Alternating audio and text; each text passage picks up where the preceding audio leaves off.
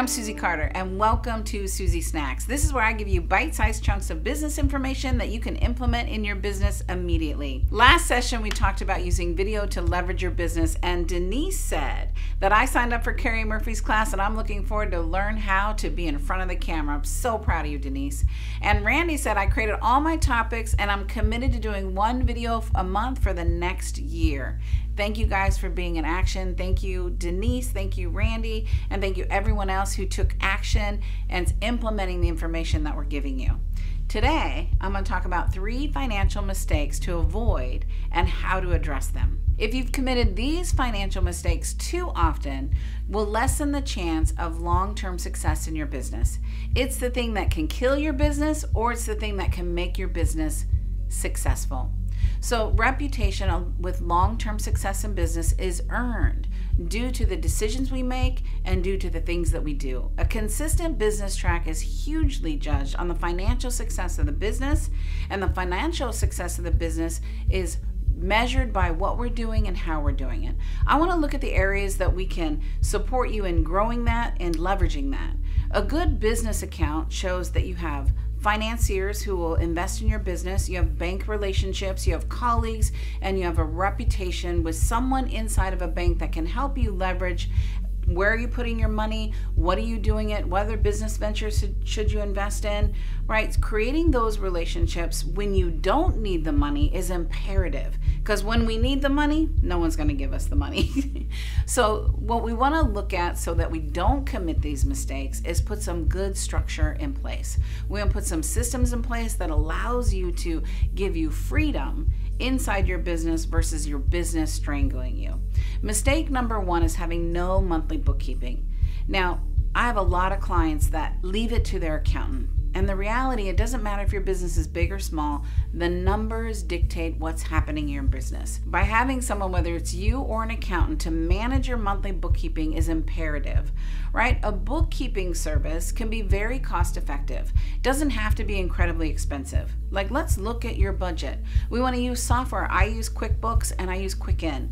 QuickBooks for my business, Quicken for my personal, right? And they communicate together. So at a push of a button, I can tell you exactly where I'm at, what I've paid, what I haven't paid, what money came in. I can pull my profit and loss. I can pull my balance sheet. So it allows me to get a pulse on my business at a moment's notice.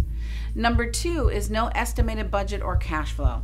Right, your budget allows you the freedom to say, what can I do or what can't I do? Sometimes people think a budget is constraining. A budget doesn't allow you to be creative, but the opposite is true. Without a budget, we'll spend money frivolously. We'll spend money in the wrong areas. So a budget gives us that pulse on our business, allows us to plan and when we're going to spend money, right? And how much cash we need to bring in so that we can have the business working, being profitable, and being sustainable. Number 3 is insufficient credit control. Now, I know I like shopping as much as anybody, but the reality is when we're not managing our credit and our credit score, it can tremendously hurt you and your business. I talked about it earlier. We want to be able to have money when we don't need money, and your credit score and managing your credit and managing your debt are imperative to the success of your company, right? Looking at, am I paying high interest debt? Am I paying low interest debt? For a year, I lived off my credit cards to build my dream. When I started my speaking business, I didn't have the cash flow. I didn't have money in the bank, right? I was spending everything that I made. But thank God I had great credit, because it allowed me to pay my house payment, my groceries, until I could build my training and development company where it paid for itself.